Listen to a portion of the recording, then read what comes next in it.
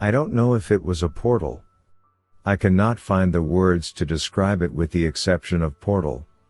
It was about 10 feet tall and about 6 feet wide. It shimmered and it seemed to have difficulty staying in focus. One minute you could see it clearly and the next it appeared dark gray, turning to light. I could have sworn it was going to completely disappear. Mr. Shoes ran into the portal without hesitation. I would have followed quickly behind him. But something, or should I say someone, called out to me. It spoke my name. It stopped me in my tracks. I couldn't move any part of my body. I have never been so scared in my life. It instantly took control over the whole of my body. But one thing it could not control was my bladder. Now, I have never peed my pants before. But my bladder was having nothing to do with it. As I stood there, frozen in time, something or someone began to pull at my face. I could feel my skin moving all around. It felt as though fingers were trying their best to tear the skin right off. I tried to call out to Shoes but there was nothing. I couldn't even whisper if I wanted. But I wanted to scream. Can you imagine this happening to you? My clothes started to shake. Subtly at first, progressing to violent movements. You belong to us, a voice called out from nowhere. Nowhere at all.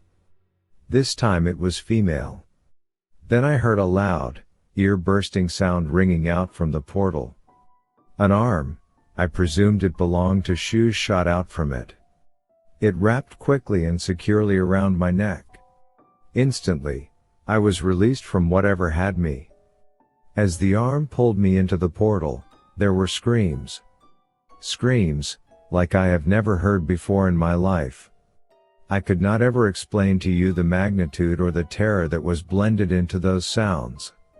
I knew for a fact, I would never forget them. I would say they were from the pit of hell itself. They were far beyond the sound of imagination. As I was pulled into the portal, I instantly fell. It is a wonder why my heart didn't just throw in the towel and quit.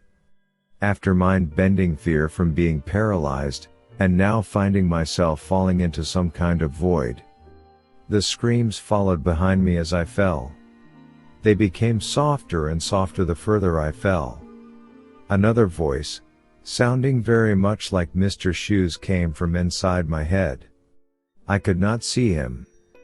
But I could hear him very well. The sound was as though I was hearing him through a headset. "Don't be afraid," he said. "You are in good hands. You have nothing to fear," he continued. "We will get there soon. You will not be harmed. Enjoy the ride." Can you imagine falling into, I don't know, a pit, and Shoes wants me to enjoy it? No matter what, I was not going to enjoy the ride. If I wasn't so crazy terrified, I would have laughed at him. But I couldn't control myself, so I screamed instead. Then I screamed some more. I couldn't see the destination I was so quickly approaching. There was no vision of the bottom. There was no vision of a top. It was like falling from space but without vision.